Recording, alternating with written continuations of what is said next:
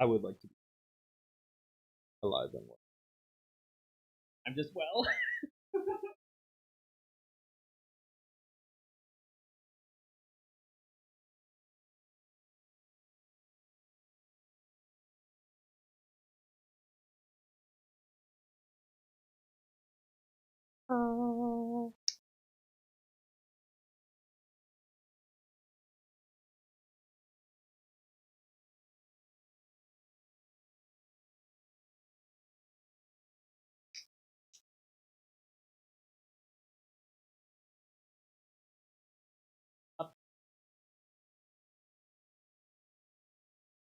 Testing, testing, test, test. One, two.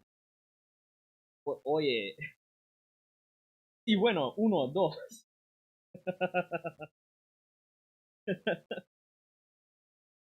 Fucking host. Get my bats out. Hell yeah. Oh, dude, I'm listening to testing.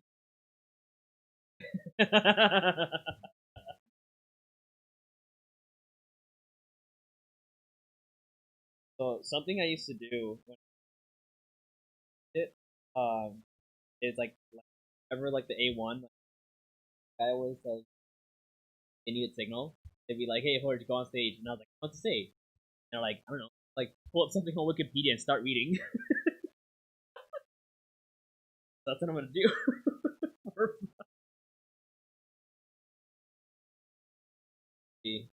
uh,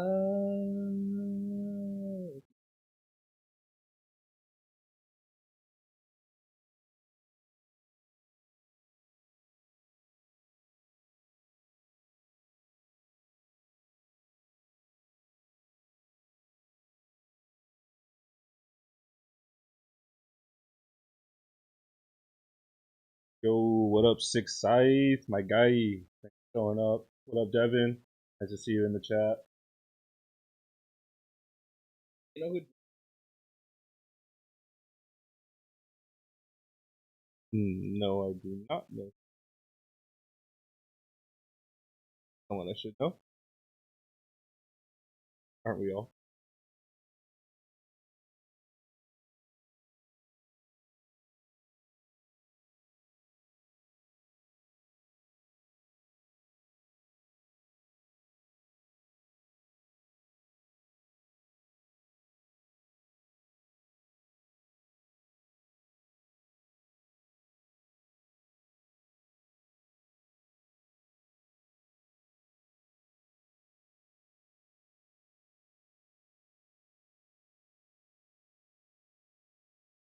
Share to your friends, share on Twitter, tell your mom, tell your dad, your nans, My mom.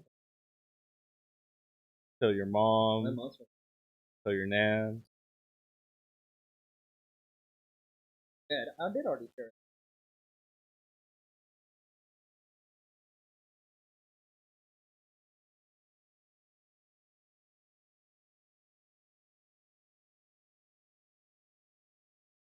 I know exactly. Gonna blow your. Oh, I get closer. Yeah. I can tell.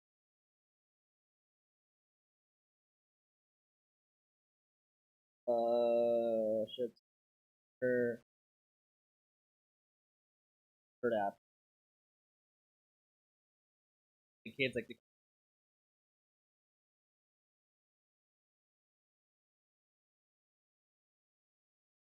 We live, we live.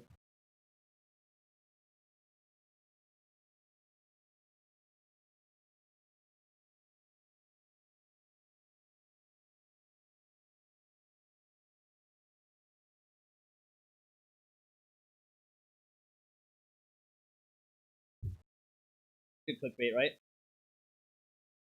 That's good clickbait. Yeah, very good clickbait. Except voices. Oh man, English is not my native tongue. I am Hispanic. Shout out all my paisanos. Paisanos, Paisano, yo, paisano. No. Paisano.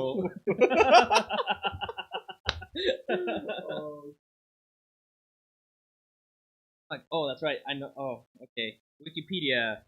Ayo.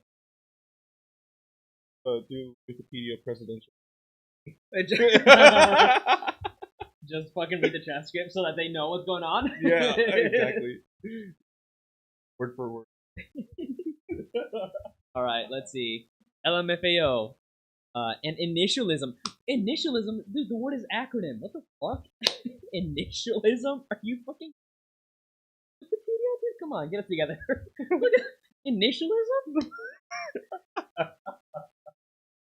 Oh, smoke, dude. Fucking John Wikipedia needs to get his life together. Alright, so initialism for laughing my freaking ass off. That's not good. Dude, this shit's fucking wrong. Laughing my freaking ass off? Are you the freaking ass?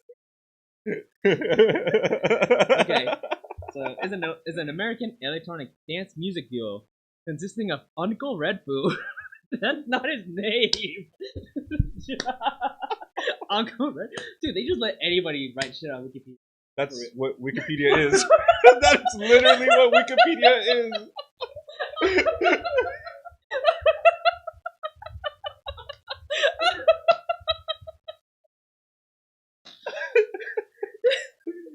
Oh, man. Dude, we need to gatekeep Wikipedia. Yeah, we need gatekeepers for Wikipedia. Smoke. Uncle Red Foo and Sky Blue. They respectively are son and grandson of Motown Records founder Berry Gordy. Red Foo and Sky Blue grew up in Palisades. The Palisades or Palisades? Is that English or Spanish? Palisades. Palisades? Yeah. That's a word? Yeah, it's like just a little north of Santa Monica, south of Malibu. Is that just a name or does that mean like something? I don't know. It's Okay. a fucking city. Probably a name. They formed the group in 2006 and they became part of the Electro House. LMFAO started building a local buzz through its shows and radio play. In 2010, they were featured on David Guetta's song "Getting Over You," charted all over Europe and the United States, including reaching number 1 on the UK singles. I did not know that. So, here's the part that. Okay, so, anyways, none of this matters right here about LMFAO.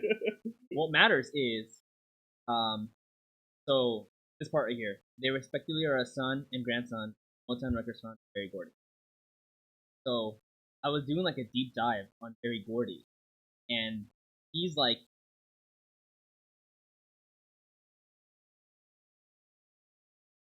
early years. There we go. Okay, so Berry Gordy was the 7th of 8 children. He was born on November 8, 19. Wait, to the House family. Second, who had relocated from Oconee in Washington County, Georgia. His grandfather, named Berry Gordy I, was the son of James Gordy, a white plantation owner in Georgia, and a woman he enslaved. His half-brother, James, son of Elder James and his legal wife, was the grandfather of President Jimmy Carter. Oh. LMFAO is related to Jimmy Carter. Hey. Like, isn't that fucking crazy? Plantation boys. No. I'm sorry. I'm sorry. That's not what matters. What matters is that LMFAO and Jimmy Carter are like very closely related. But like what? 3-4 generations? 3 generations. Yeah. Wow. Crazy. Jimmy Carter is like related to the Party Rock anthem. Fuck. Jimmy Carter was party rocking, dude. He was party rocking. Yo, with that, let's get this fucking stream started. Thanks for tuning in, y'all. Yeah. Going.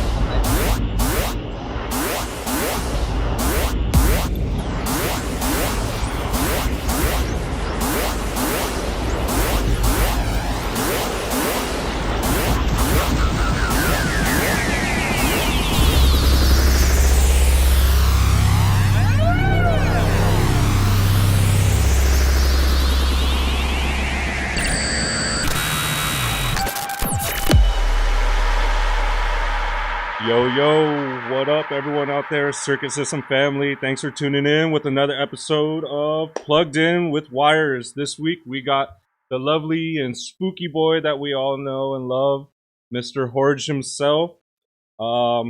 Super excited to have him on. Today we got a production stream, and I'm very excited for what he has in store for us. Horge, say what up to the people. What up, people? I said exactly that. Hi guys, it's me, Horge. My name is Jorge Montoya. Again, you know by Horge. Really excited to be here. Today we're gonna be breaking down the production to my edit of Virtual Selves, Ghost Voices, and I'm gonna be walking you through all the steps, which include we're gonna start off with the drums, and then we're gonna go into the sound design, and then we're gonna talk a little bit about the musicality that went. So if you have any questions at any point, I'm gonna try to keep up with the chat and address any of the questions. So yeah, whenever we're ready. So I guess before we get into a little bit of production things, let's chit chat a little bit. I've known you for a cool bit, but I guess for everyone out there, I mean, a lot of people do know you, but how did you get into production? What started driving you into things? And how did you get into drum and bass? Like, let's start with that. How to get into drum and bass? Yeah. Okay, so I mean, my first love was dubstep. I was doing a lot of dubstep, and I was exposed to drum and bass here and there. I remember my first real exposure to drum and bass was Netsky's remix of Every Day, and then my best friend at the time kept showing me more songs by Netsky, which had like a completely different beat, and I was like groovier, and I really liked a lot of it. So I listened to a lot of it, but I wasn't very active in the scene just because I was making and keeping up with drum and bass. But that was in 2011. And I just kept up with the dubstep scene up until I want to say 2016. I heard the Mephius remix of Neo Signal's Sequence, and it just blew my mind completely. It like shattered my expectations of electronic music, because like the sound design was so gnarly. It was just like it was unlike anything I'd really heard. Otherwise the closest thing to it was like the Noisia tunes, which I really liked. And I never really, rinsed out or, again, I didn't really have a lot of Noisia tunes in my flash drive, so if I wanted to listen to them, I'd go to YouTube. But then, yeah, that Sequence remix just like blew my mind, and I just really was intrigued by the sound design, and that's when I started looking up tutorials, like the Mephius tutorials. And then just from making the sound design, I started fucking around with building drum and bass drums, and that's when I was like kind of feeling really comfortable making drum and bass. And that's kind of where like everything shifted from making dubstep to drum and bass. I was just completely swallowed by the sound design. And Neurofunk was really where I kind of got my start with. Yeah, I mean that's like I feel like a lot of drum and bass producers are really drawn into Neurofunk is super technical. I mean, across the board, just in everything, drum and bass is very technical heavy, audio engineering heavy. You got to really know what you're doing. It's not just something you can kind of throw and mix together. And yeah, I mean to have Mephius be your inspiration, that's it's like damn. Like for me, it was Noisia. Like I was listening to Noisia in 2009, 10. Started listening. Like I think Renee showed me a track. It was Ice School and Noisia track back in like 2009, and I was just like, yo, what the fuck is this? That's what like drew me in. Like heavy sound design, but it was like still funky. It was danceable. You could rave to it, but you could also just like throw it on your fucking headphones or your iPod, or if you were rocking a Zune, like, it was super sick, and that's what drew me into. So like very highly relatable. Yeah. I know you're a very musical person. I've worked on music with you. You can definitely know your theory. You could sing. You could do all the things. You fucking play accordion. What else do you play? Like, what's your musical background? Yeah. So my musical background, we started off with brass instruments. I started learning music while playing trumpet. And then I was in middle school, and my band instructor was like, "Hey, you want to play a baritone, which is like a little bit bigger than a trumpet?" And I was like, "Oh, dude, it's bigger? Yeah, let's go." So I was, I learned how to play baritone, which is, the main difference here is really you're going into the bass clef, um, from treble clef, and so then I got really comfortable playing baritone, and then like my 8th grade, my instructor was like, "Hey, we really need a tuba player. Can you please play tuba?" And I was like, "Yeah, sure." I was just kind of like, I wasn't really like very passionate about music. It was just kind of something I was doing for a grade, and I was like really good at it. It was just very passive to me. Yeah. But when I started playing tuba, I was like, "This is sick." It has girth. Yeah, it was like, it's the girthiest instrument. It was like I really like the way that the bass shaking against my body. It's kind of like more like a physical experience. And then yeah, I was just really like I was just engulfed in like everything that was, and I wanted to be really good at it. And I picked up bass, just kind of along the set, because I was already reading music in bass clef. So that's kind of just where that kind of split, where I was doing bass in school, and or no, I was doing tuba in school and bass like in my own time, playing in metal bands. But yeah, like tuba is like kind of like, it was like my main instrument for like the longest time. And it was I was 17, I was 16 or 17, where I took a class in high school that dealt with recording music.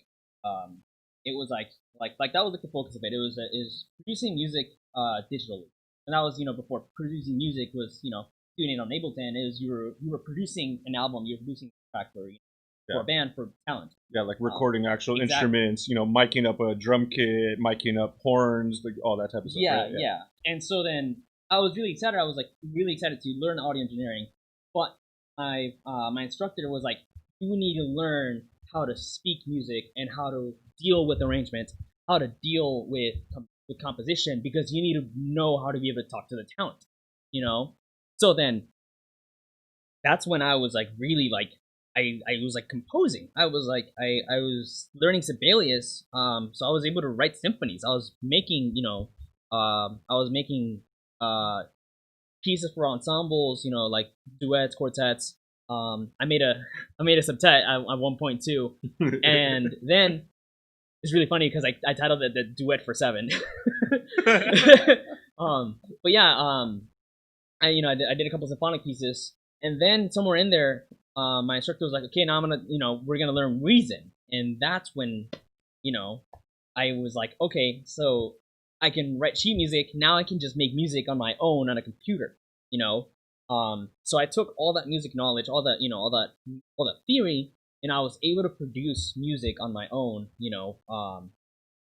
So I stopped doing the band thing.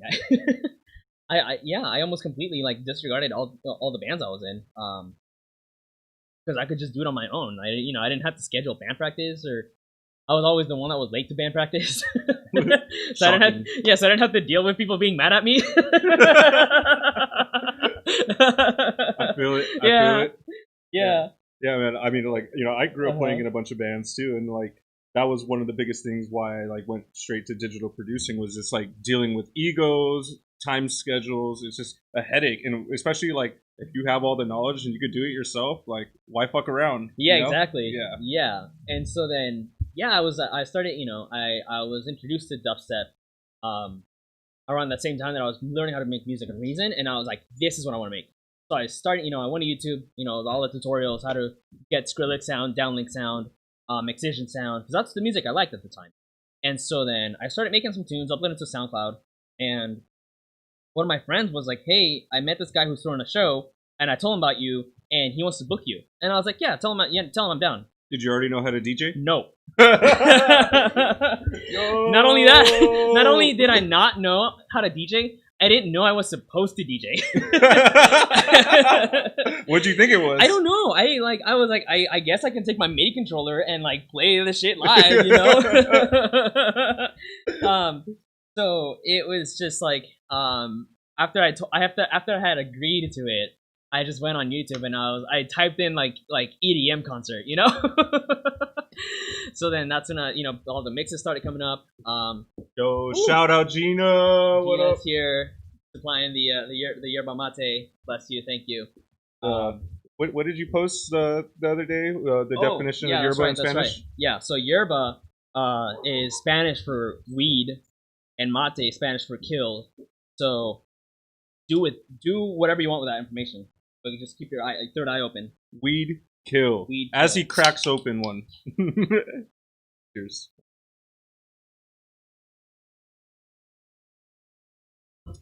But yeah, yerba mate, the secret weed killer. So yeah, and then I looked up more information on how to DJ on YouTube. I went to Guitar Center and I bought a track there, and that's what I used to practice for a month before my gig. And then from then on, I just started getting more gigs, and now I'm here. Hey, rightfully so, because like you're one of my favorite DJs to see on the decks. Thank you. I mean, across all genres, like not even just drum and bass, like fucking cumbia, fucking just cheesy EDM, R&B, just all the things, man. Like you fucking nail it. Thank you, man. Fucking nail it. Thank You're not afraid to express yourself on the decks. But yeah, so what about since we kind of know like a little bit about your past and kind of how you came to where you are now, what do you got in like the pipeline for Horge, or I mean any of your other aliases that you got going on? I know this is a Horge podcast, but like if you'd like to talk about anything else, Yeah, absolutely. So let's see. The future of Horge right now. I've got an EP in the works with Forest Biz on the UK. Shout out. It's gonna be it's a mixture of like mid-level to minimal tech step, neurofunk. Cozy Neuro? Cozy Neuro, yeah. Kind of going more into that melodic. You gotta fucking brand and market that. Cozy Neuro thing. The fucking Cozy Neuro. That's your shit, man. That's your shit. Yeah, it's for those who don't know what I mean or what we mean with the term Cozy Neuro, it's very dark, kind of like low level neurofunk, but there's a lot of melody to it. There's a lot of warmth to it instead of it being very bright and in your face. Trying to think of examples. Carical Project, Imanu for sure, Bunshin, Abyss. Yeah. All the divided people for sure, Yeah, definitely. But yeah, so I'm working on that. I'm working on that EP. I'm currently working on a couple remixes. One of them for homegirl Ophelia, who is like a kind of like a synth pop post punk artist out here in LA. I might be doing something for the boy Simtrix because I'm gonna be mastering his EP, and then I told him I was like, hey, I really want to be involved in the release. So he's down with that. Then I think what else is going I mean, once you talk about, I don't know. Do you want to talk about Bandcamp Friday and this week that's and right. everything you got going on this week? Yeah, like that, like the thought into my brain and it just went out. So there's two things happening this Friday for Bandcamp Friday. And if you don't know about Bandcamp Friday, what it is Bandcamp. When you buy something from Bandcamp, portion of that goes to Bandcamp for them because they host the music, and then the rest of it goes to the artist. Bandcamp Friday means that the entire funds go to the artist. So we're taking, a lot of artists take opportunities to release on Friday, just because a lot of that, they get the most benefit from that. Shout out Bandcamp for doing it. Yeah, shout out. So then what I'm doing, one of the things is I'm putting together a package of edits, cumbia edits. It's gonna feature 2 drum and bass edits of 2 of my favorite cumbia songs, and then it's gonna feature 2 cumbia edits of 2 of my electronic dance music songs. Yeah. EDM. Yeah. My favorite EDM songs. Yeah. EDM songs. And I have to say, I've heard them all. Chef's kiss. Thank you. Thank you. Yeah, so that's one of the main things. The other main thing is if you tune into the Space Yacht stream or my UBB set, you heard the Hardest to Love edit that fucking Bamberger and I made of the weekend. So we're finally excited. You know, we're gonna take advantage of Friday to really push it and get it in your hands. So keep an eye out for Friday. Also, a lot of your favorite artists are probably doing some shit too on Friday. So just Friday is a very important day for music. Yeah, so support your artists, support your friends. It's a beautiful day for music. It's a beautiful thing that Bandcamp's doing. And support us. Yeah, support us. Yeah, support us. But yeah, man, that's super cool. What about like Hentai Christ or anything like that? Like, what do you got? You got anything in the pipeline for any of those guys? Yeah. So, you, not those me. guys. Oh, to my multiple personalities. Yeah. No, my multiple aliases. That's my multiple alias disorder, dude. Yeah. No. Hentai Christ is I make music as under the name Hentai Christ. What it is some wave influence. Future garage influence, a little bit of trance influence, just all my melodic, moody, low energy music that I really like to make. You know, doesn't really like the aesthetic is completely different than the Horge music. Let's see. I made a track with my roommate Billy B, which is it's half wave, half like Eurodance. It's a lot of fun. That I'm trying to get like an actual release on that because everything. Is that the one that's the one that you've been asking me that I don't send you? Yeah, fucking tune. Yeah, dude. So yeah, I'm trying to get like a legit release on that. And then I don't think there's a lot more for Hentai Christ at this point. But I have been making techno. Hey. So something I don't really talk about, and it's just kind of it's just something I'm doing kind of more for myself. But who knows? Maybe down the line I might put it out. It might be like a horse thing, or it might be like a Hentai Christ thing. It might be a completely different thing. Oh, and another thing too is Circuit System.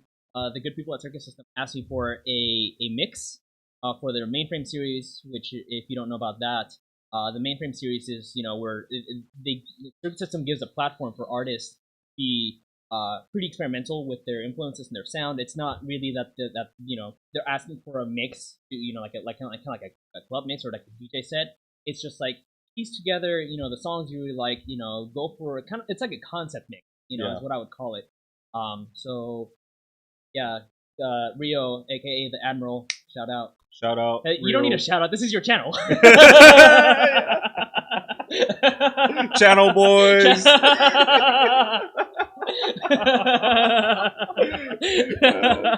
Smoke. Definitely smoke. But yeah, he reached out to me and he was like, yeah, we definitely, I would definitely want a mainframe set from you. So I'm gonna be working on that soon. Oh yeah, I'm super excited for that. I can't wait to hear what you put together. Yeah. I know you're fucking super inspired by a lot of different things other than drum and bass. So like, super excited for that. So, is there anything else that you want to promote before we get into this production tutorial? I think back on Friday, mainframe. There may or may not be a Halloween stream. Put that out there. Let's go. All right, y'all. So we're gonna get into the production stream. He's gonna be going over his song "Ghost Voices." It's an edit, drum and bass edit. Another thing I just remembered. Sorry, I'm. No, you're good. Okay, you're good. I'm just taking up all the space here. What is the status on the 12-foot skeleton? Ooh, yeah. What is the status? I believe that it is purchased, right? If I'm not mistaken.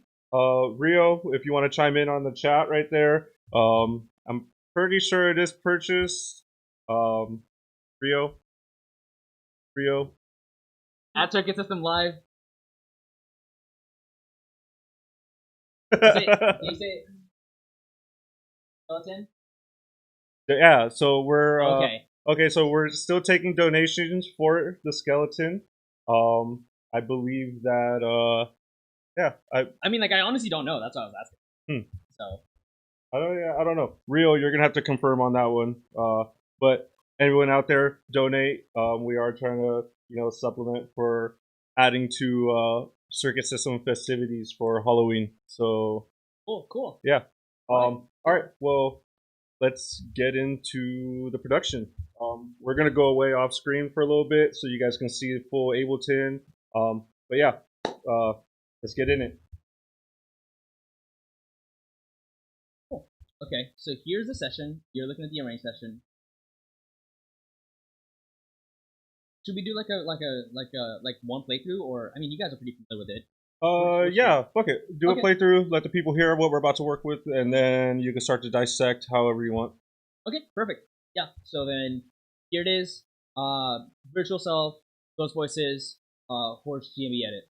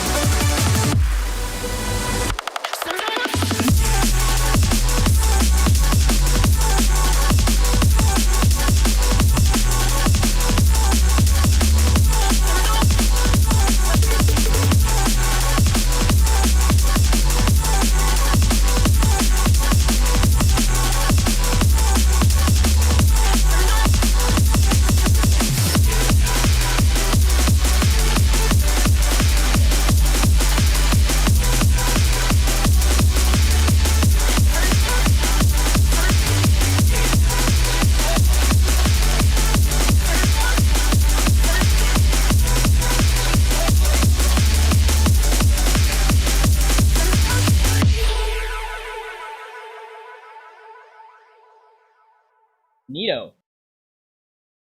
Really love that track. Fucking vibes. Thank you, thank you. It's actually my most popular tune on SoundCloud. I think I have Sapphire Audio or Becca, who's actually in the chat right now. I have to attribute that to you because you were sharing that in Porter Robinson like groups on Facebook. So I feel like you kind of really fueled that. So thank you. Shit. Yo, shout out Becca. Yeah, shout out Becca. In fact, like a lot of my favorite artists heard it and liked it on SoundCloud, which I was like freaking out over. And then it's been rinsed by some popular artists too. So shit, man. Thank you. I mean that. I appreciate you a lot.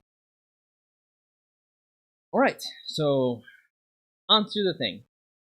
So the way I'm gonna start first is I'm gonna go ahead and start with the drums first.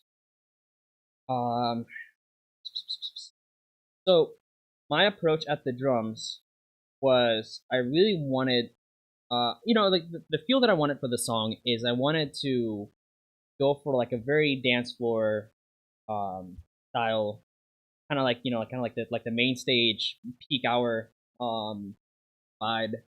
So drums are gonna be really big and really busy. But then again, it's like I'm Neuro's a very big influence for me. So it did get a little techy, a little like a little busy. So yeah, this is the drum track isolated, just from the drums, from the drop. So very basic, standard standard drum bass pattern. But then again, I do switch it up here for variation,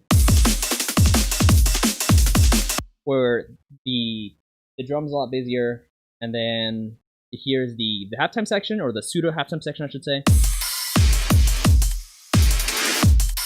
and then followed by the 4 on the floor section. Yeah, like the reason there's that halftime section is there is because I was kind of following the same arrangement as the original. If you listen to the original, it's got not even a halftime section. It's just kind of like it does like a tiny little break. Also for 4 bars, I believe that is, or is that 16? That's 16. I can't count. But yeah, I took the same arrangement. The way it's like when I was going about making this in particular, I was messing around with the arrangement just so that I could make it in a way that I could perform it, and I could mix it, and I could DJ it. So that's why you got the beginning intro that allows you to kind of mix it in, and then it leads into the big impact here. So because in my head, when I imagine myself playing this out, is that would be the transition point where I would cut to this part. Because in the original, after the intro, it goes into the drop, the original drop, and then it goes into this part right here. So what is that? Like you giving yourself or whoever is mixing 8 bars pretty much to mix in? Yeah, 8 bars. I was when I was revisiting this yesterday, and I was like packaging it all together, making sure that it all worked, and I was like really looking at the way that this is arranged. I would give at least 16 bars. I really should have I should have been generous. But it works for me because I'll play out the 8 bars, and then I'll play them out again. I'll do like a manual loop. So that's how I end up performing that. But again, if I were to go back and fix that, that's one of the things I would fix is the intro. Again, I kept that the same arrangement as the original as well. But if I'm already doing this, I should have done it 16 bars.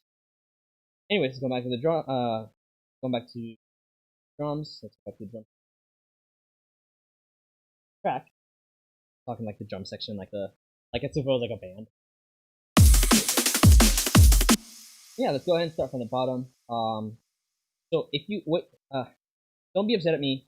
I got in the habit of working with MIDI instead of like actual audio. So here's the kick track just isolated. Yeah, you see right there. Those are all the hits. I feel like I might be crucified for working with MIDI. I know Josh got mad at me last time when we were working on the Hardest to Love edit. He was like, "We're not doing MIDI," and I was like, "Yes." I mean, the reason for that is because there's 2 different approaches. Me personally, I like working with the audio. It's a little bit easier, especially like for me. Like a lot of people will be like, "Oh, it's easier to go back into your track," and when you're working with MIDI to like in the sampler switch out your audio and not have to like go and actually switch every piece of audio when you have it just directly into the DAW. But at least for me, I like to get it right the first time so that you don't have to keep coming back and switching it out. But I mean, it's all based off preference, really, and what's easier for you to work with. To each their own. I don't down it or dog it, but if it's a track that I'm working on, I definitely prefer to work. Yeah, you like almost like slap me in the wrist when I was like reaching for like to create that MIDI track. But then again, so you heard Josh's approach is he likes to work with with the audio sample. One of the reasons I like to work with MIDI instead of audio when it comes to the drums is because I get to work with the envelope for like the envelope globally for every kick drum instead of having to create fades or having to create any sort of modulation per clip. I could just do it to the track entirely, and MIDI allows me to do that. Also, another reason I like to work with MIDI for drums is because when I'm creating my sidechain gate, I don't sidechain directly to the kick drum or automatic duck if you don't know what sidechain is. I create a channel of white noise. Let's see. That you've heard it's doing the same pattern as a kick, but it's actually muted. Just because this is telling the sidechain when to duck and for how long, instead of waiting for the tail of the kick, so that I can focus on sidechaining more to the transient rather than the entire clip of the kick. Does that make sense? And so that I get to mix the kick with the sub or with the bass a little bit, not just duck it entirely for the duration of the whole sample. This is also known as using like a ghost kick or a ghost hit, ghost transient, but in MIDI form essentially. Yeah. Again, let's see. I'm checking the chat. So yeah, if there's is something you don't understand or something you need explaining, which I will do my best to go over everything. Let me know. Yeah, I'll go over how I set up my sidechain too. But yeah, that's what these tracks are essentially. And then below it is another one that does the pattern of the kick and the snare at the same time. So if you were to isolate this, kick, snare, kick, snare, kick, snare. Just because I send that to my bass track so that the bass ducks every time there's a kick and a snare. So that's what that's doing. So yeah, this is my kick track right here. I'll go over how I make the kick. So I like my kicks. For this track, I wanted the kick to be really nice and punchy. If you look at the compressor, it's pretty aggressive. And then it still keeps some of the roundness. That's why I took out some of the body here. Or let me go ahead. Yeah. So it's just an EQ and a compressor. So this is the sample by itself. A little weak, a little flubby. So with the EQ, I cut out all like the low rumble right here on 20 hertz. So it sounds a little bit more round. And then with the compressor, it tightens the transient. It gives you a little bit more of a punch to give it that big EDM feel. Onto the snare. Snare I did do in audio. Nowadays, I mostly, I almost entirely work with MIDI when it comes to drums. That's just working with me. Yeah, unless I'm working with Josh or anyone else who will break my wrists if I try to do MIDI. But yeah, here's the snare. So my approach at the snare is I wanted to do oh my god, that's an ugly EQ curve. Why did I do that? So but yeah, my approach at the snare is I wanted it to have some white noise to kind of simulate a lot of the tracks that are very successful, kind of like like the big Wilkinson sub focus dimension tracks. Just very very punchy, and then they got a tail.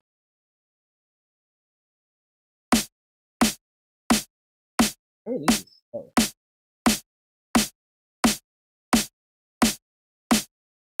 Not even doing anything. Man. Okay, so let's go with this EQ cleanup. Okay, now I see what I was doing. So I was cleaning up a lot of the like kind of like the dirt, kind of like make the brightness of it a little bit more clear. And then I was also boosting the fundamental here.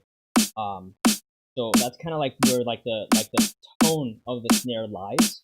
So by boosting it, you give it a little bit more presence. Then I was saturating it a little bit. It's mostly just running it by this. It's kind of like a wave shaper. So what it's doing is adding a little bit more harmonics, just to kind of like brighten it up a little bit more. And then I added a little bit of reverb for tail bass. There's like a little pre-delay on there too, a little bit. Yeah, exactly. Yeah, that's nice.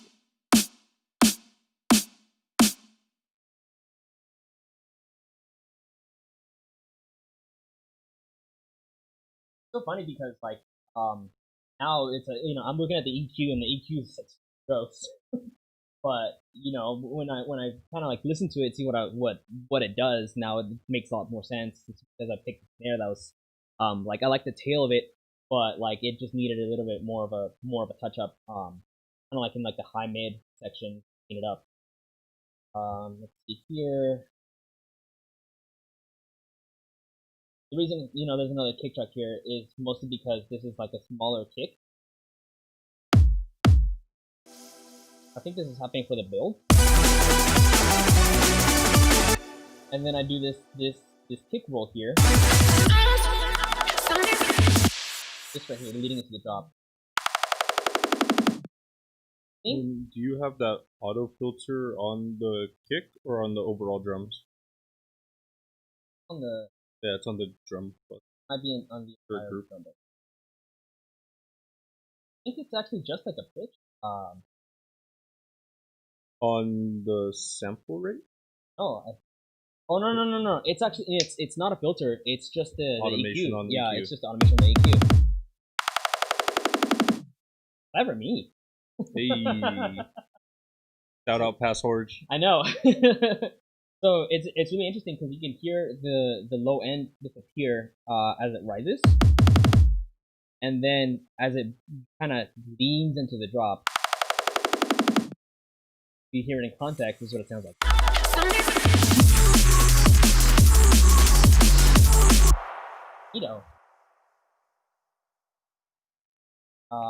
And then what I did for top end on the drums is I have this hi-hat.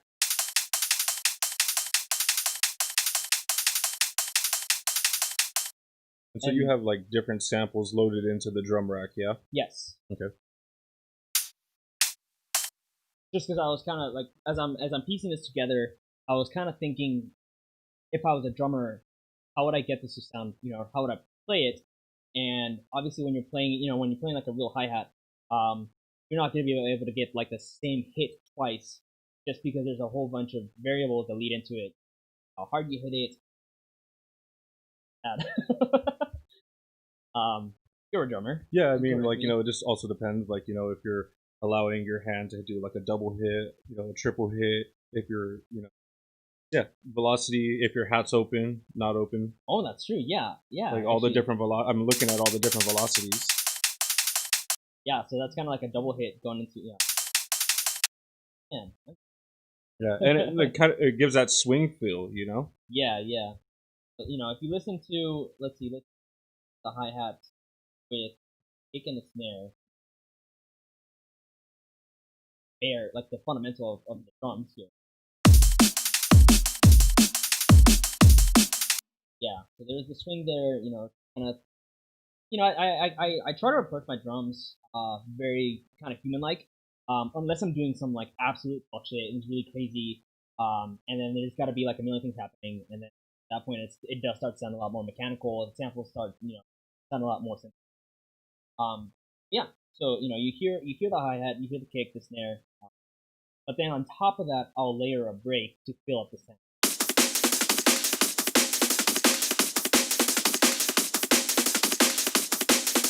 So then, what do you have going on the break, like break? in the MIDI? Well, because I see a lot of MIDI, but I'm also hearing like, what do you got going on in the drum rack for that? Yeah, so essentially what's going on is I took a break loop, and I threw it on a MIDI track. Mostly because I like to, it's easier for me to quantize. But a lot of times I won't quantize it because I like the swing on it. But it makes it easier for me to play around with like the different instruments and the hits on the loop. So go ahead and so that you can actually see, these are all the individual hits on that loop. So it just kind of like it treats the loop kind of more like an instrument. reason why. I don't think I have any sort of variation. Oh yes, I do. I do on occasion. You know, I think at this part I do have. Yeah, and it's still the same instrument, just different pattern. But having it on MIDI allowed me to make that variation a lot easier. See, and then I think I do a shuffle here.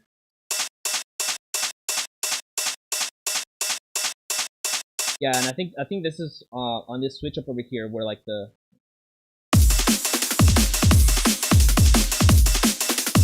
like this shuffle right here is when like I do the switch up on the pattern, just to kind of pick up the pace a little bit. You know, it's just kind of thinking right, kind of like playing on the bell on the right cymbal on like a drum set. So here's the original drum pattern. Here's the variation. So yeah, and it's like on the upbeat, so it's like giving that like energy. Yeah, it's very driving. It's very driving. That's kind of what I was going for at that point. Yeah, those are all the drums. Let me make sure I didn't miss any questions on the drums because we're about to move on to the next. Any questions on the drums? Big ska vibes, yes. My boy understands the upbeats, or not the upbeats, but just upbeats in general. Oh my god! Shout out upbeats. Yeah. If you're watching. Oh my god! Hold on, while we're talking about the upbeats, me and Rio have this tiny beef with the upbeats on Twitter. Because I think I like tweeted at them. I was like, "How are you guys called the upbeats?" But like, you know, we haven't heard any ska music from you guys. And then they got back to us and they're like, "Nah, like fuck ska." And me and Rio, I don't think we replied. We were just like sitting across from each other and like, man, that kind of sucks, but whatever. And then like 3 weeks later, the upbeats replied to their own thread with some fucking like UK meme about like ska being bad. We were like, yo, like we're living rent free in their head. Smoke. Oh man. Oh. Okay, so real quick, Sapphire Tip 666, bless. Big bless. Yo. And then DJ Wolf is asking for my drum bus. I don't think I have anything on that. I think everything I just processed like directly on all the tracks. But I was doing a lot back in the day. I was trying to like kind of compress everything because I was trying to make everything kind of fit together.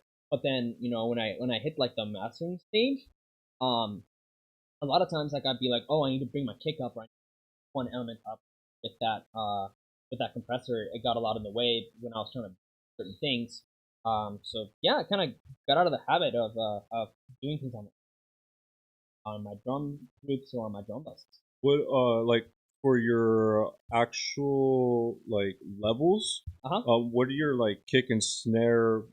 At, and then like do you compensate for that in your drum bus / drum group, or do you mix it into your individually, like all your drum tracks first, and then like later on you mix all your groups into each other, or like how is that process for you when it comes to drums? Because like for me, I know I usually start like my kick and snare at like anywhere from -8, -10 when I'm writing, and then kind of build my track off of that.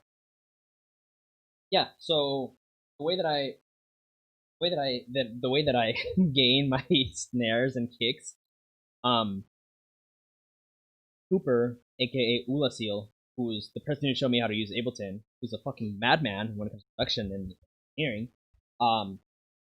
he told me that he has his kick at 0, almost always.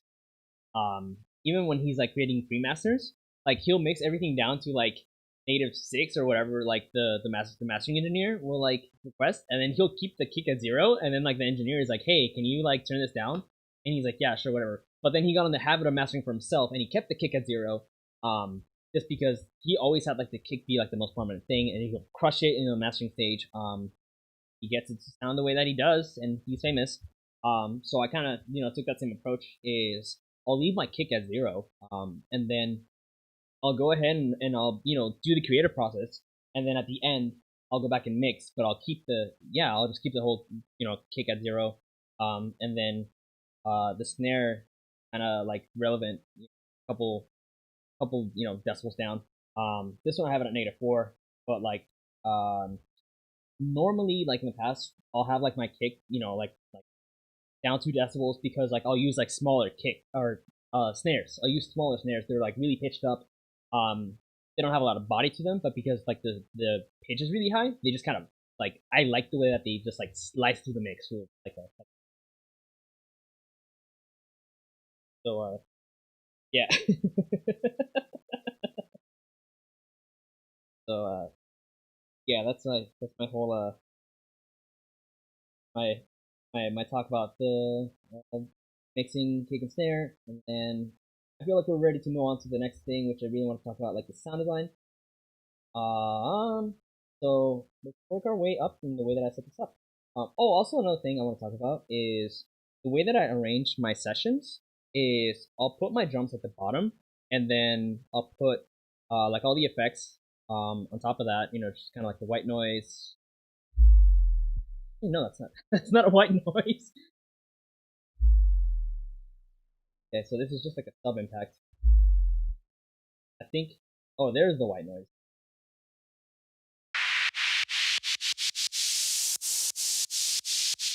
Yeah, and then so for the impact, I just copied like the sub track, and then I added a pitch envelope. Just kind of have it time. I like the pitch goes down in time. That's what's happening there. Yeah, let's go on to essentially like the meat of the track, which is here the drop. So this is the bass patch.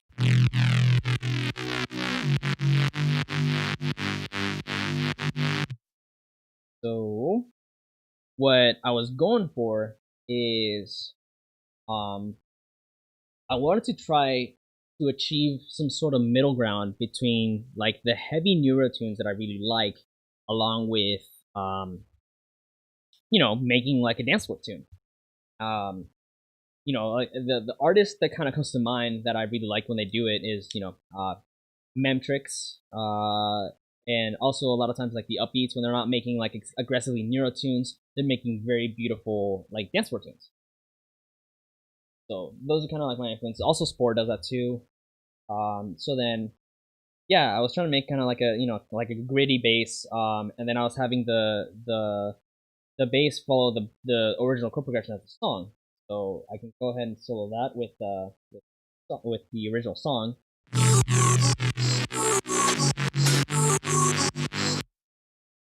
So yeah, some sidechain I hear. What do you have like on the process? Yeah, let's go into it. So let's see. Do you want to go straight into the sidechain, or do you want me to just kind of walk through the whole thing? No, let's talk about the processing.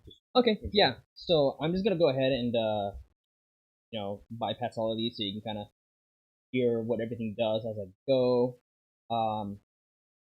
Okay. So here's the patch itself. Just straight out of Operator. Also, I live and die by Operator, by the way. I use Massive for like my melodic synths when I try to do like when I need something that does polyphony and just really anything kind of like a leading voice or anything or something like that. But like all my crazy sound design or anything that I'm trying to be experimental with is Operator. So this is what just the Operator patch by itself says.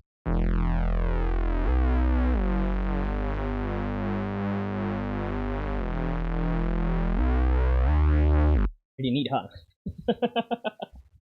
Okay. So Operator is a girthy. Operator is an FM synth or frequency modulation, and so what it does is it creates sounds by having oscillators modulate themselves or other oscillators. So that's how they add harmonics. That's how they add overtones. Is because these oscillators right here, if you can see my mouse, they'll modulate the see how they're stacked vertically. This one modulates this one, and then this modulates this one, and then this modulates this one. That's the algorithm that I set, which is kind of like the stock algorithm. And that's you explain them the. Yes, right there. You can change the algorithms, but honestly, like the stock one is really easy to just kind of get going. I'll change up the algorithm if I'm trying to do anything particular. Like if I'm trying to have it in like not, if I'm trying to have these two oscillate these and then down, I'll go with this one. You know, like have that one independent from that one. Over here, like you'll have, you know, like you'll hear these two voices where it's these three and then that one isolate from that one. So like the reason you would want to do that is because you'll have some cool sound being made over here, and then this one can be like your sub. You know, there's a lot of, you know, variety for what you could do, or you can just have all four voices, you know, independent from each. But yeah, like this one, like this, like when you open it up, like that's kind of like the stock one, and then you can just get going. So start off here. It's a sine wave. You know, basic. If you're listening to like on a phone, you can't really hear that, but it's just the basic, you know, sub sine wave. And so what's happening here is I'm bringing in this oscillator with this like aggressive saw wave to kind of create that girth there. Yeah. Let's see. So I can actually, you can actually hear like the effect of it as I bring it in and out. So again, that's just, you know, like that original oscillator without anything, and then this was at -25, kind of pushing it up. That's how you get that sound right there. You know, you can bring it up more.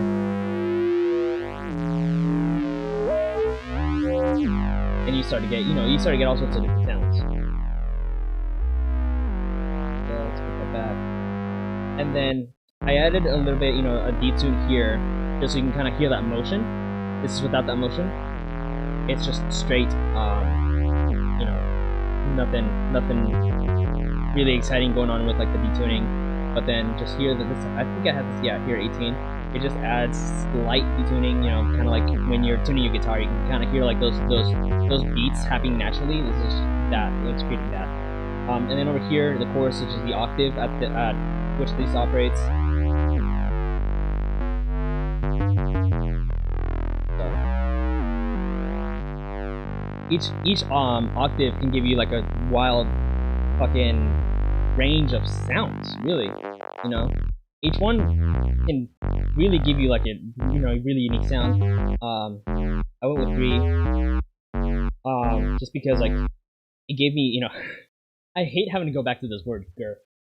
But yeah, you know, it gave me like a really big sound that I intended to kind of like really distort, so I can get like a really kind of like a sound that really kind of cuts through. Then again, you know, just adding more and more harmonics. I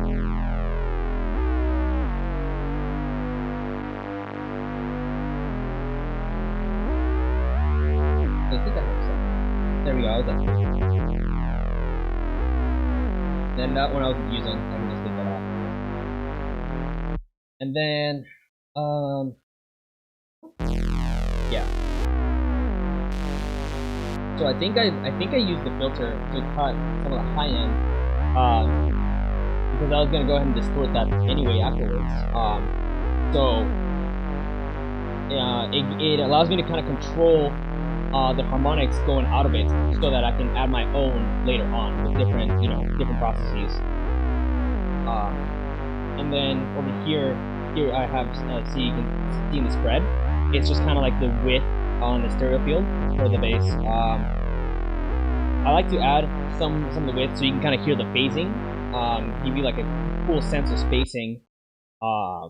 When, you know, especially if you're listening to on headphones or, you know, on a really big sound system, you hear the bass moving. You know, there's a lot of, you know, movement between like the left and the right, just happening there.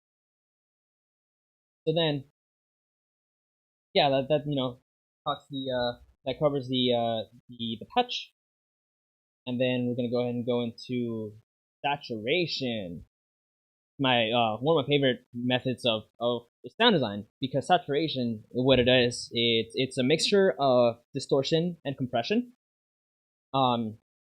So it really beefs up your sound while adding harmonics, and you have all these different algorithms, and you know, these knobs right here that can focus on different bands to help create all these neat colors. So here it is without the saturation. Here it is with it.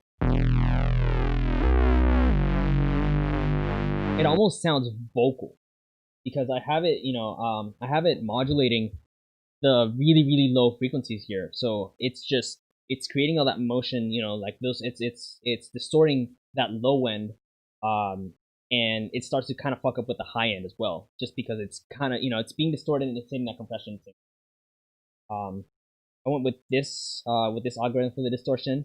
The analog, soft sine, medium, they're pretty standard. It's kind of, you mostly hear it in the volume. The hard curve starts to like really clip and like gives it kind of like jerk, like really kind of I don't really like it. It's really not pleasing. I rarely use it. But these bottom three give you really neat, different, really exciting results. So it's like kind of like the sinoid. It's kind of like my go-to if I'm trying to just kind of create weird overtones all the time. Go sinoid, start pushing it as start messing with the colors over here. If you start kind of pushing it like kind of like in a more audible range, you lose that vocalness. So kind of bring it back down.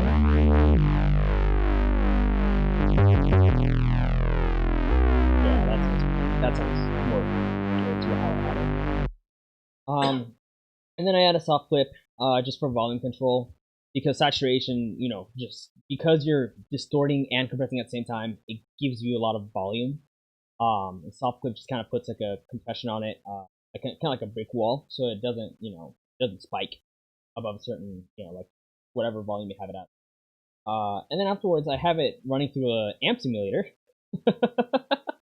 So again, this is without the amp simulator. This is with the amp simulator. Yeah. So when it comes to this, I'm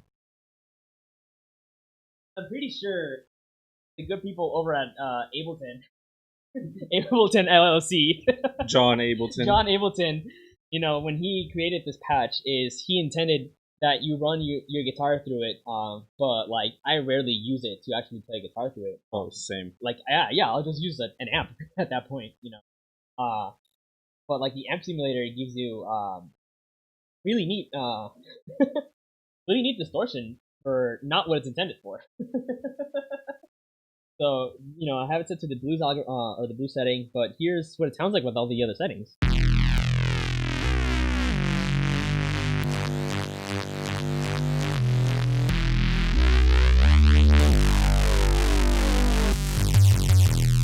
Oh yeah, metal. Yeah, I remember when I was, searching through all the through these different settings, I was kind of stuck between blues and clean.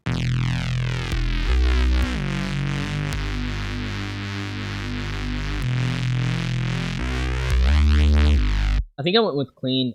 Like right now, I'm kind of like liking clean more, because like you kind of hear like that motion, kind of like that vocal motion again. But I think I went with blues because it seemed like it'd be easier to control. Because it was already kind of like under control, like not super formity. Like you don't want to get that like wow, like a very vocal kind of gross sound. This just kind of, it keeps the range of the bass more in the bass range. Well, that was redundant. Yeah, and then after that, I just have it set to dry wet, like that's completely wet. Wet ass processing.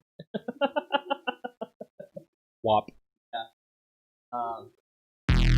So dry wet just kind of gives you any sort of fucking mix of the two. But I just have it completely wet.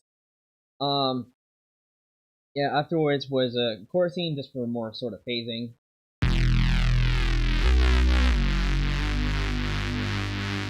I didn't really touch the settings on it. It was more the dry wet. Like on Ableton, like the stock is like 50. And yeah, it starts to really while out in the stereo field. So I just kind of brought it down, 3/4 level, just for added motion. And then I started cleaning up the low end because I was gonna add the sub afterwards. So yeah, then I'm just kind of boosting the high end a little bit more, and then what's going on with the mix?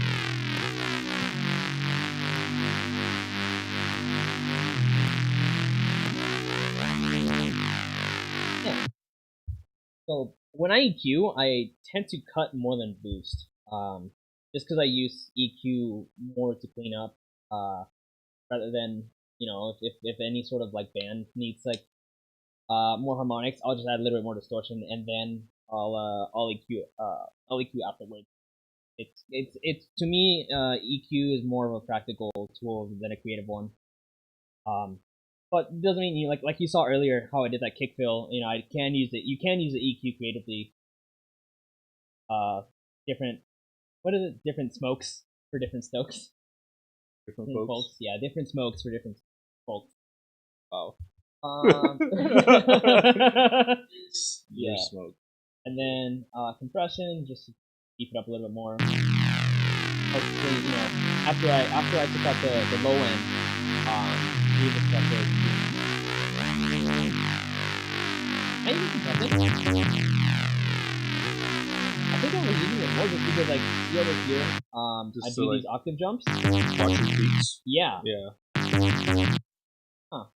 And then I compressed again. This is. Oh no, that's the sidechain. That's the side. Wow, I guess it is just.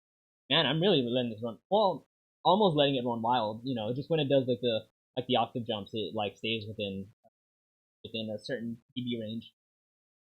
And then I think what's going on with this on?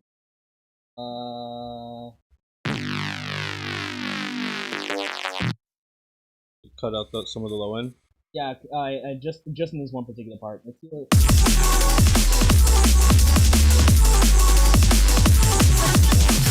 Oh yeah. So I did. It was kind of like a transition going into the next part, and then it's cool because I cut out because I filtered out a lot of it. It gave me room for that tom fill that you hear. So you hear the patch disappear, and then you hear that tom fill to kind of transition. That's what I was thinking. And then the compressor doing the side chaining. Josh was eager to get to.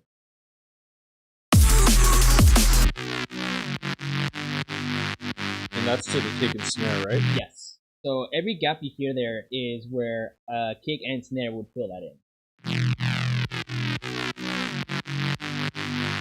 Why don't you play it just with the drums so that they can... Yeah. Drums, bass.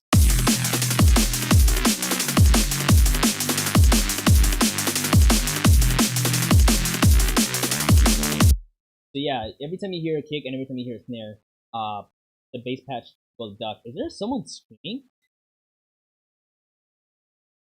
They're either having fun or being murdered. Oh hell yeah! Oh, that makes sense. Video games make sense. Yeah, dude. But yeah, like I like what you do with the sidechain. It's like giving some dick space to your drum, allowing them to still cut through the mix, without being clouded and overshadowed. Yeah, not everything can be girthy all at once. You gotta have balance. Chabuddy G would Chabuddy disagree. G. No.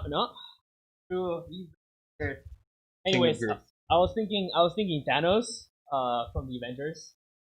Perfectly balanced as all things should be. He's holding the stone of strength or whatever. All right. Anyways, back to this. So yeah, that was the whole breakdown on the bass patch. And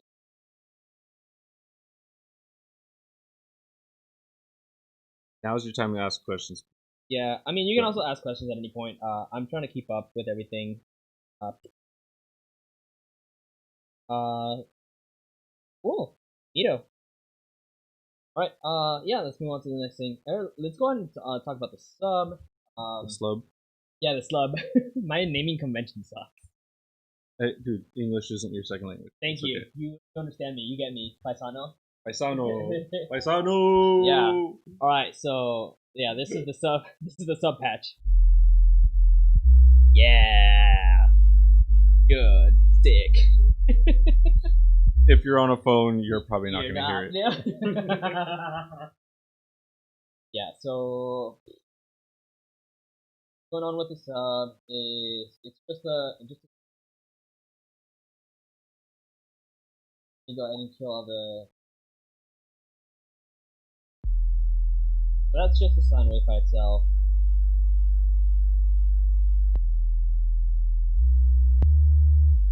Let's see. I don't think I have any automation on it. No, just sine wave. So yeah, just really boosting the low end on that. I think that I was trying to do is just that I was mixing this on headphones. I was like, I wanted the sub to be like really rumbling in my headphones, so I like really boosted that. But otherwise, I would have just boosted the volume rather than this crazy EQ curve. Also, I didn't cut the low end on this. Weird. Yeah, below 30. I was like, fuck it, all of it. Yeah, if Richie was mastering your tune, he would get mad at you. I know. Shout out Richie. Shout out Richie. So yeah, and then I hit hit the compressor. This one, yeah, is compressing just because like I am jumping notes and it is following the octaves with the bass. Yeah, just kind of keeping that range real nice and tight. Then after that is the sidechain, which is pretty aggressive, and it's so aggressive that you can actually hear a click, like after the compressor.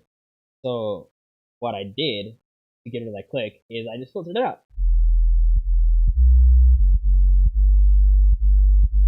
Yeah, it's at 111 hertz. Wow. I'll bring this back up. So smart. You can kind of hear the click again, but we don't need to. Yeah. Fuck you, click. So then, yeah, you know, you go ahead and together. Big girth, big massive bass. Very, very way louder, as Karneth would say. Alright, on to the next. On. Oh, this one's a real interesting one. This one I did go back and kind of look what I was doing, so I can get into this one. This is my kick Reese bass. This is what it sounds like.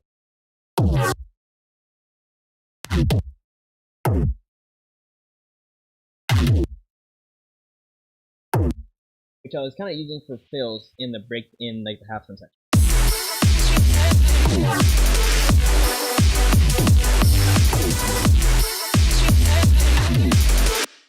Yeah, so this one's a really interesting one. So what I did for this is I was over an operator and then I created it was a sine wave modulating another sine wave a little bit, you know, nothing too aggressive, but it was just creating some harmonics. And then I imported that. This is what you're looking at right there. And then, you know, I'm not having that sample play at the beginning. I'm having it kind of happen somewhere in the middle. Just because like the way that the wave is being modulated, you know, just kind of giving that motion. This is like the part that I really liked. Yeah, like right where that starts is like nice and cool. See, so that, yeah, that's going in there, and then let's go back to what's going on here is, so you see this is the not being modulated, which is what's creating that motion. So I have, you know, my keyboard enabled. What?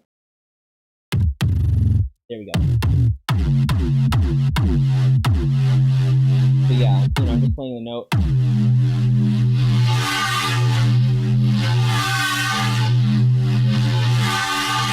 So that's what that sounds like. I like that. You could just, dude, just like add, like slap like a reverb, and then you got like a crazy neuro foghorn tune, you know. That's the feature. Ram, book, hit me up. Foghorn Boys. Yeah, Foghorn Boys. Dude, I'm almost through my first yerba mate. I'm about to hit the second. Yo, Weed Killer, let's go. Number 1 down. If you're listening, that's number 2. Oh yeah, number 2 right here. Let's fucking go.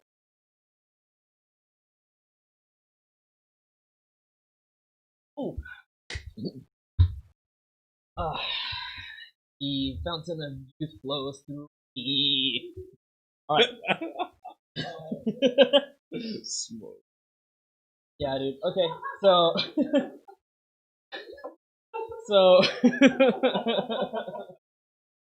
so what's happening here with the FM is I have let's go into one of these.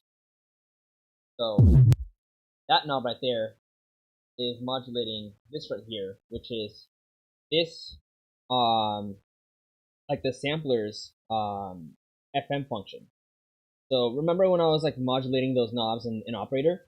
This is the sampler's version of this, where you can take your sample and modulate your other samples with this knob. So then,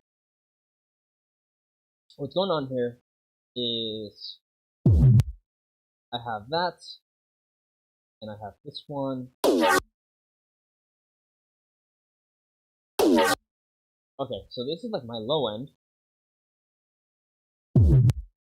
This one is kind of like the resonance sound, like what's kind of giving you that sound right there. Cool. Then on top of that, I added like a pitch attack to the beginning of the sound to kind of simulate like a synthetic kick drum. This is what it sounds like without it.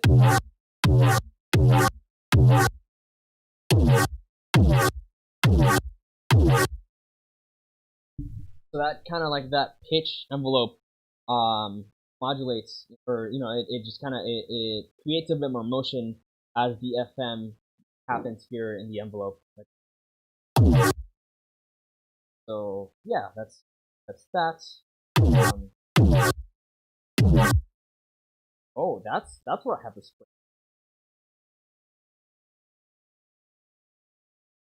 So bottom one being filtered out, and like another amp simulator. Top ones,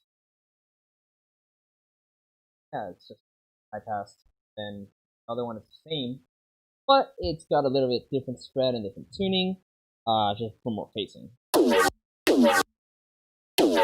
If you listen to them, they sound almost identical, but they're like detuned slightly enough so that like together they like kind of like create like a slight chorusing, giving you that sound. And then running it through this amp right here, EQ saturation. There's a little bit more motion going on right there. Right, automate that? Yeah. Oh, there it is. So this is the automation going on with the FM knob, and this is the automation going on just this filter. So what this does is this takes a certain band, a certain frequency, and it'll cut it out, just that one particular frequency. And so what I'm doing is I'm automating the frequency that it cuts out per time. So you can actually see it. You can physically see it right there. So without it, with it, yeah. So it creates a little bit more phasing. Just spices up your sound a little bit more. Then over with this EQ. Yeah, this one I did clean up low end. And then it looks like I ringed it out. I think I had some like problematic frequencies from all this modulation that I have going on and all this processing. Yeah, like that basing created some gnarly, gross frequencies here and here. So yeah, normally what I'll do is I'll go ahead and create like let me do it real quick. So I'll take my fan on my EQ. I'll take a band, and then I'll take the EQ all the way up, and I'll gain it really hard. And then as I'm listening, I'm not gonna do it right here because it's gonna hurt your ears. But yeah, I'll play it and then I'll loop it, and then I'll sweep it with a frequency and find the band that really hurts. Like that's like really gross, and then I'll just cut it. So that's kind of like a cool surgical way of using the EQ again. You know, what I used to when I was doing you know when I was doing live sound, it's how I would ring out rooms, you know, so that we would try to minimize feedback on microphones. So you know, just you create feedback on purpose, and then with Spectrum Analyzer you would see what peaks, and then you would just cut that. So that way, you know, clean up your sound a little bit more, and then you would just prevent feedback. So I just kind of took the same principle here with cleaning up this. So yeah, I think this one over here, I added a little bit more. I actually no, I added a lot of chorus. Let's see what it sounds like. Chorus. Yeah, just nice and wet. You know, I think for this one I was like really trying to kind of emulate, like kind of give it like a very neuro, very, you know, alien E sound. Here I'm boosting a little bit of like the low mids because I really kind of wanted it to emulate like kind of like a kick drum ish. Why am I boosting high?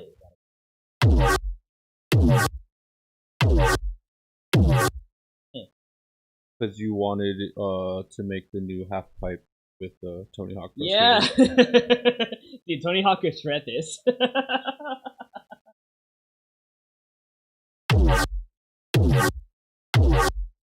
I guess it just brighten it up. But man, that's you know, usually with something like this, I would have gone a little bit more dry. You know, you live and you learn. I did this a year ago. I am smarter now. I mean, also too, you're doing a lot of like filtering precursor to that, so you're not getting that crazy harshness that you would normally have if you had this pre filtering. That's true, yeah, because I'm cutting over here, and then I'm cutting here, and then I'm cutting over here. So so yeah, I went pretty ham with cutting. It seems like you're trying to bring out like what you were doing with the course, honestly. Yeah, that's probably what I was. And over here, I'm compressing it real fucking hard.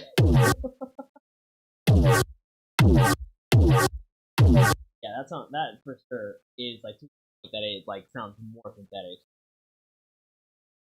I was just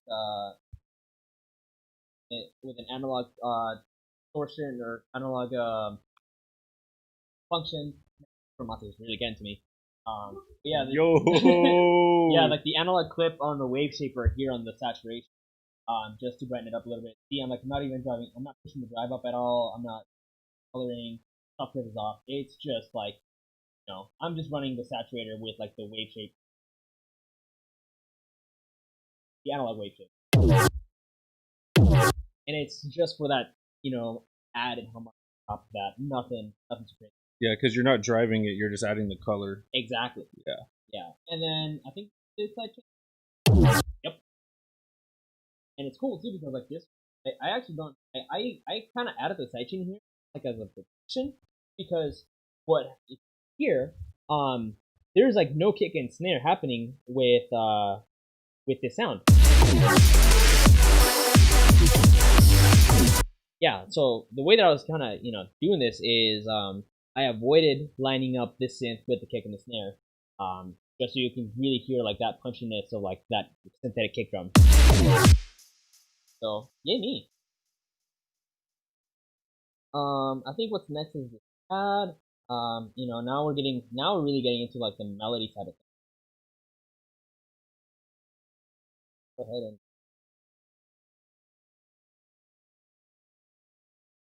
alright. So yeah, up next is the pad. Here we go.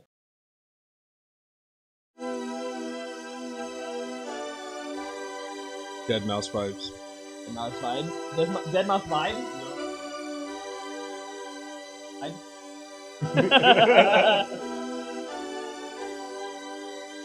Yo, what are we at on followers? We need 5 more. I think we're at 661. Yo, if you're not following, go ahead and give us a follow. If you are following, go make a burner account. Yo!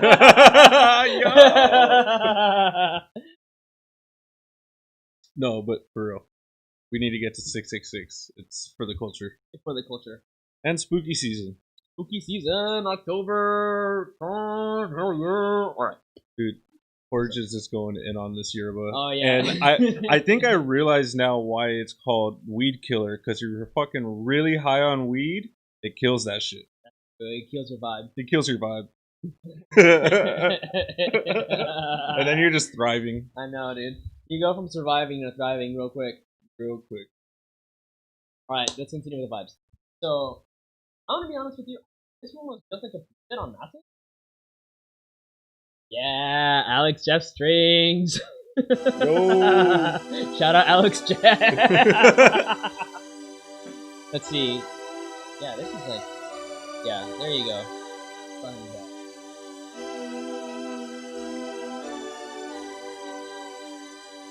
The bottom right, maybe. Bottom right. I'm learning how to use Ableton on live. Nope. You're good. Whatever. Nah, man, I can't. No, I should do. Yeah, like, yo, if you're trying to make this, like, if you have massive, this is it. You can go make this.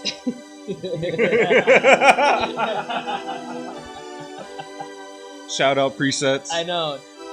Yeah, honestly, here's some tip for you guys out here. Don't be ashamed of using presets. They're a tool, But keep in mind, they're a tool, not a crutch. Okay, they're a creative tool that's accessible for you to use. You can create, but don't rely on it too much, because if you use only presets, you're gonna lose the individuality of your. People are listening to your sounds because they want to hear you, what you create, and like the more that you can be organic with how you create it, the more reflective that song is of you. Yeah, and I mean, and even with presets too, like one thing that I've learned and come a long way with my synthesis is being able to reverse process and reverse engineer a sound. Something that I really, really like, I'll be like, okay, how did they make this? Mm-hmm. And then I apply that starting from scratch, and you're never going to always recreate it exactly. And you start to develop your own technique, you start to develop your own version of it, and now you have that individuality. Yeah, exactly. And then the more, you practice that a couple times, like, fucking, you're gonna end up with a couple different sounds trying to make one sound, So it's net win. Can't confirm. Yeah, and honestly too, like like a lot of the skill here lies because you can take a preset, whatever. How are you gonna use it? How are you gonna implement it? How are you gonna process it? Which is what's happening here. Like, look at that gross ass EQ. That's almost just like what am I doing here? Okay, so if you listen to this preset, there's kind of like a thumpiness going on. So I just EQ'd that out.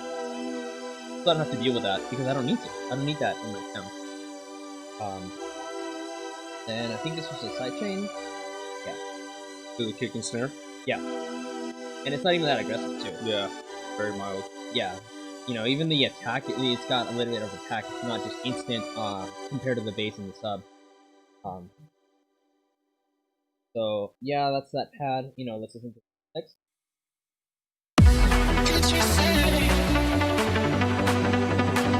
So it's very subtle, just kind of creating that bed at the top.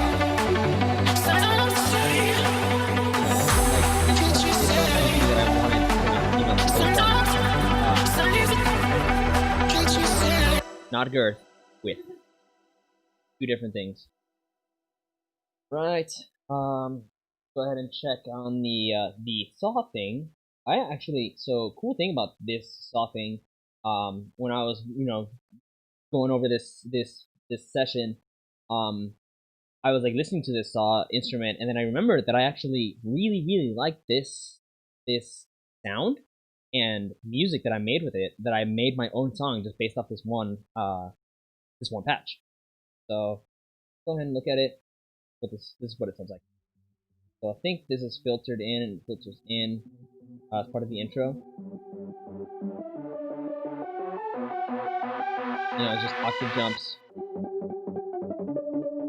Get more staccato right there. Exactly. Because this is to kind of emulate. What's that? Oh, old. Boom. Yeah, so this is to kind of emulate the rhythm of the original song.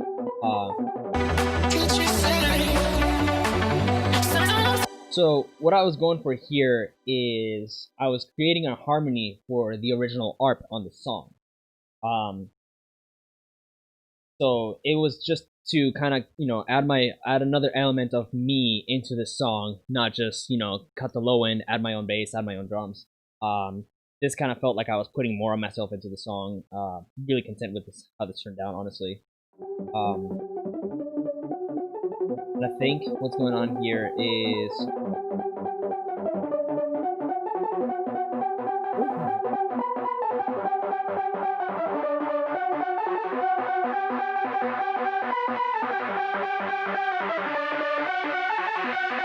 there it is. So it's like a really gradual filter automation.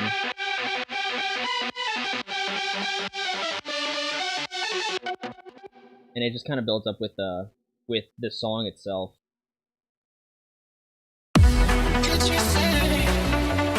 You almost don't really hear it there, but then it's just kind of like that, like top. It's like another top layer.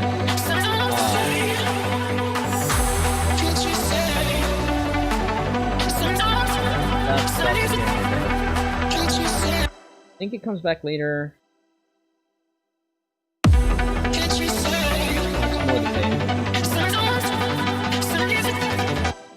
Cool. So those are all my elements that I added to the song.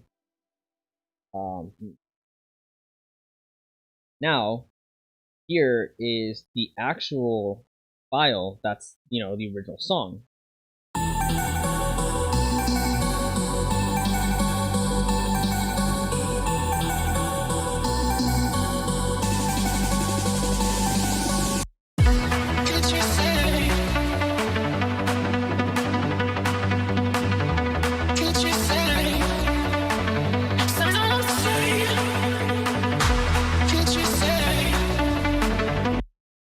So doesn't seem like I did any processing on the original audio.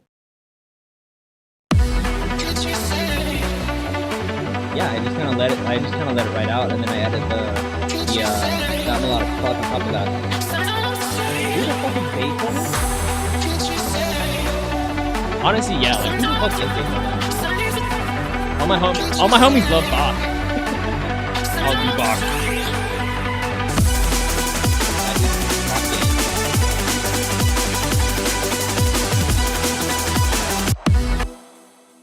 Beethoven's music was so shitty he went deaf. Oh my.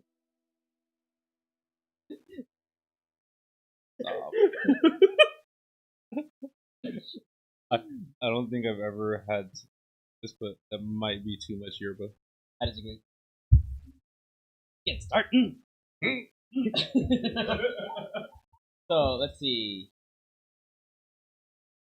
Yeah, so it seems like I just like slapped on the original audio, kept it there. And here is where I started like really cutting.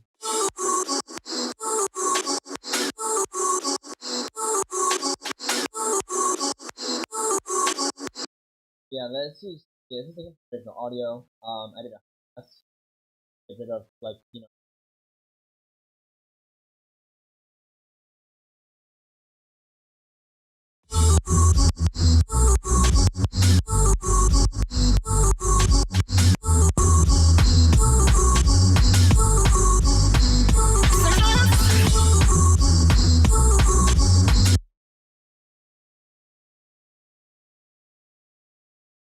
it hits every time there's a kick and a snare. With the again with the bass, to just unmask the original kick and snare. Stuff like that.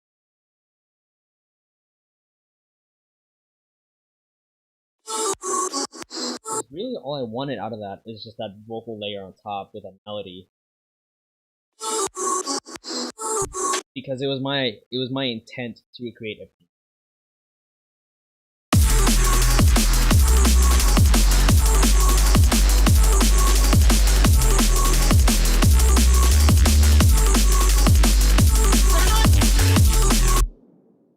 So yeah, and then I think over here when it picks up again, I just brought in the melody from the show, which has the exact processing. What did I? But again. Okay. Yep, yeah, that's the intro. But again, not in the beginning. Yeah, it kind of. I think this is just like a repeat of what was happening earlier, but with this layer on top.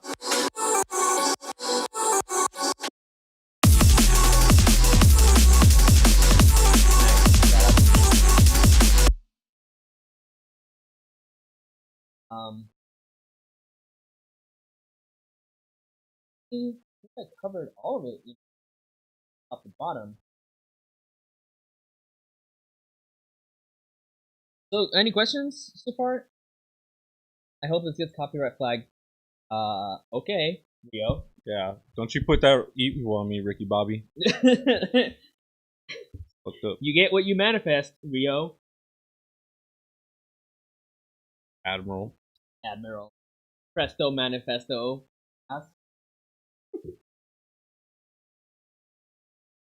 Okay.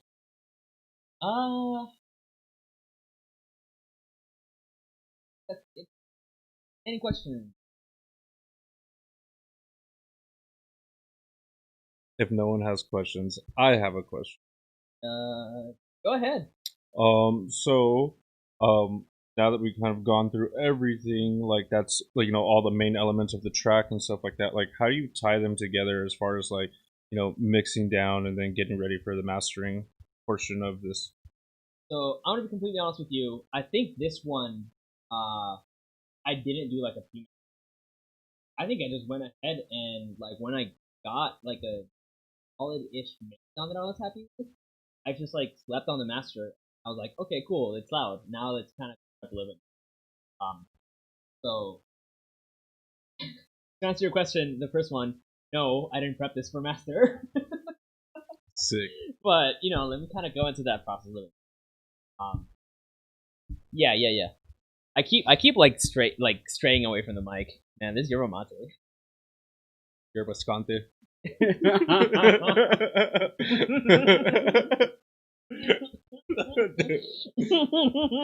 Please don't spill that. The only place I'm gonna spill this is in my mouth.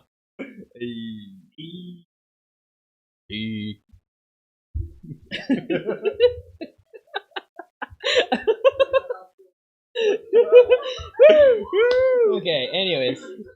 Back to science and engineering.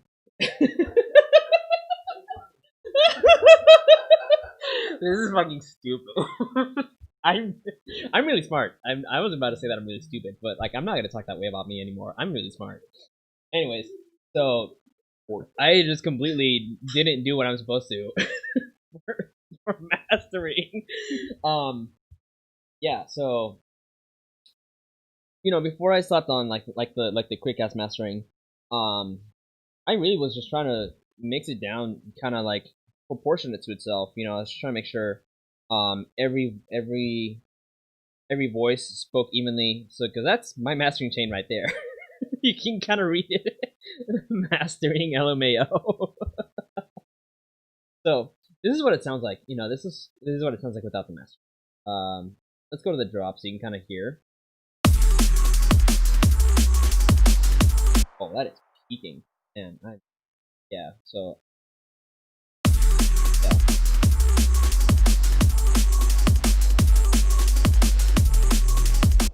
And this is with my master.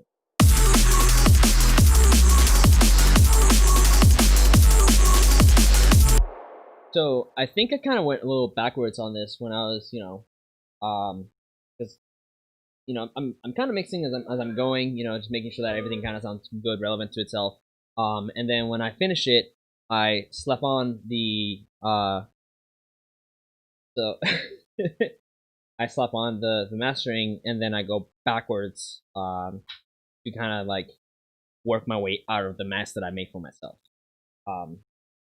So also another thing too, before I kind of go into this, so when I am working, creatively, I'll just slap on a limiter on top on the master. That way I just not worry about the mix down and just have like complete creative freedom. And it allows like my whatever idea I go down, like I spend more time putting ideas down than worrying if I'm clipping or if I'm if it sounds if it redlines or anything. So just that limiter is just kind of like a little safety net that I give myself. And then once I finish it, I kind of go back to the mix. And then like if I'm gonna send it to get it mastered properly, which I'm getting more in the habit because I'm trying to take myself a little bit more seriously. It's like I'm either gonna learn how to, I'm gonna properly learn how to master. I've been going over Richie's video a couple times actually because it's really good information which you should look into if you're if you're interested in mastering. But when dealing with with sending demos, it often gets mastered by someone else, and then they tell me what they need the mix down to be at. And when I'm creating a pre-master is when I really spend a lot of time on the master.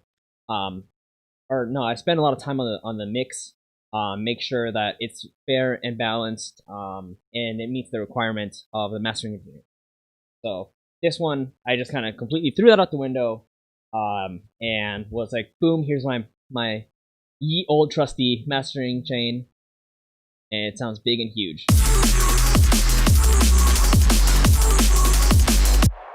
So yeah, I was just cutting the aggressive lows, the aggressive highs, and the OTT here just kind of boosting all the frequencies. Man, I was on some shit here. So yeah, just kind of putting a lot of emphasis on low end. Because honestly, like the issue that I kept having, like in my older edits and my older songs, is that my low end wasn't strong enough.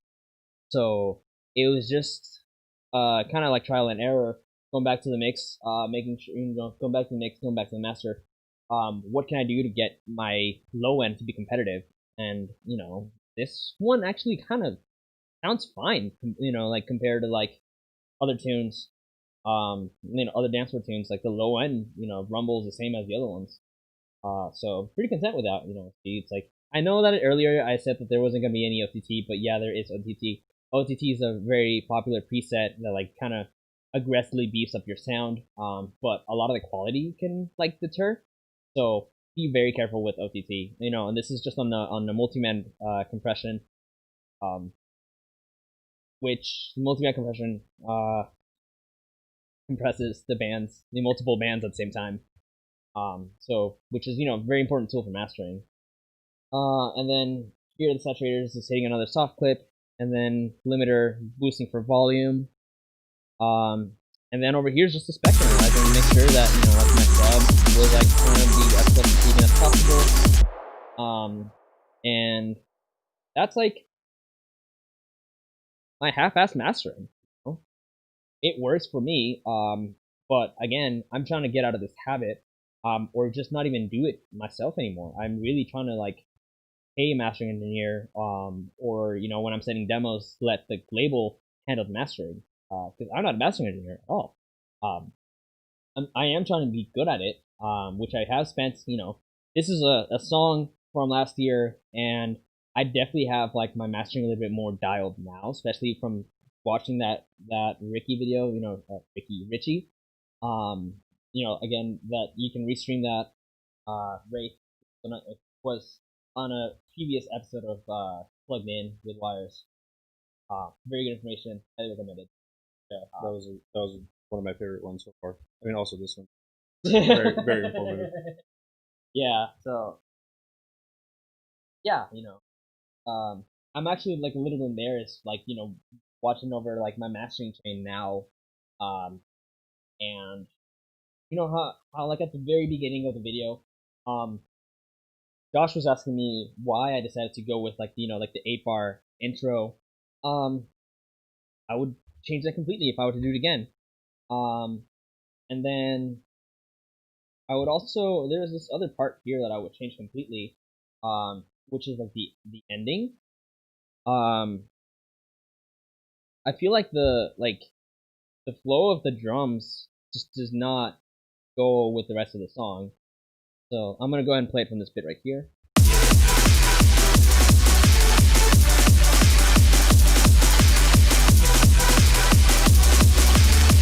I was trying to go with like the 4 on the floor with like a halftime snare clap thing, and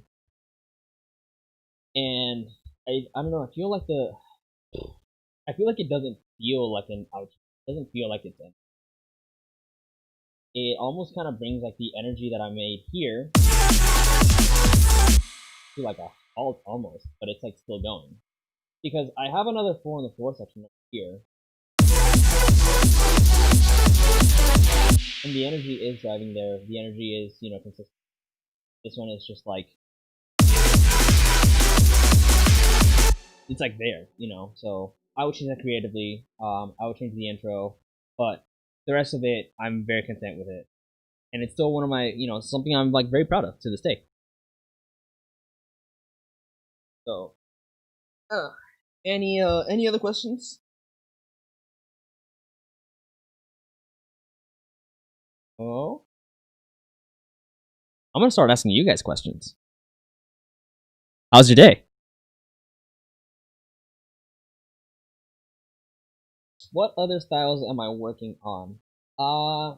Yeah, earlier in the video, I was talking about some of like the halftime wavy stuff. I am working a little bit of techno, like on my own time.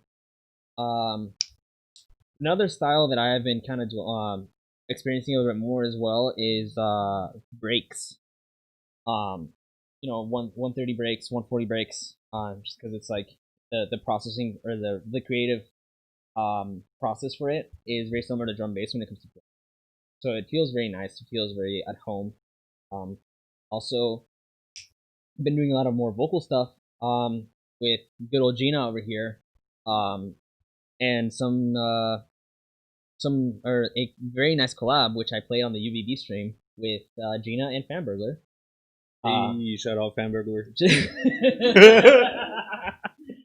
But yeah, those are the styles I've really kind of been going into. Might go into garage, might go into house, might do a little bit of everything. I don't know. No limits, no fear, no gods, no masters. Well, dude, I think that was a fucking super sick and informative tutorial. I mean, I learned a lot. Just Cool. sitting here listening to you, watching you drink yerba. Shout out yerba. Also, mate. Whoa, look at that, pounding it. Heyo.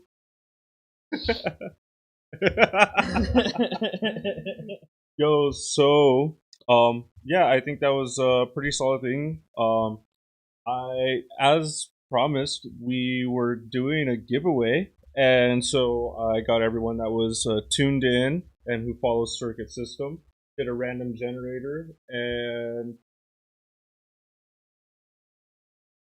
Diamantech step. I don't know if you're still in here. Been here for most of the whole thing. I don't know how to say that. Diamantech step. I saw. Yeah, he was like interacting. Yeah, so. he was interacting a bunch. Let me try to see. I'm gonna try to read it.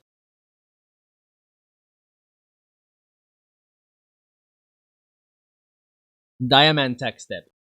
Diamond tech step. Diamantech step. Diamond. If you can, please reach out to either Circuit System, Wires, or Horge to claim your shirt. What is it? It's a Horge shirt, right? It is a Horge shirt. Yeah. It's a Horge shirt. Sweet, sweet, sweet. Courtesy of Stay Tuned. Shout out, Stay Tuned LA. The good what people up? over at Stay Tuned LA. Yeah. Well, thanks again, you guys, for sitting through another episode of Plugged In with Wires featuring Horge. Next episode, I'm actually going to be doing a production tutorial. Not sure yet if I'm going to be breaking down a wires tune or just starting something from scratch. But yeah, another production stream. Seems like it's been very informative for our listeners. So yeah, keep on the lookout for that. And big ups, bless, have a great night.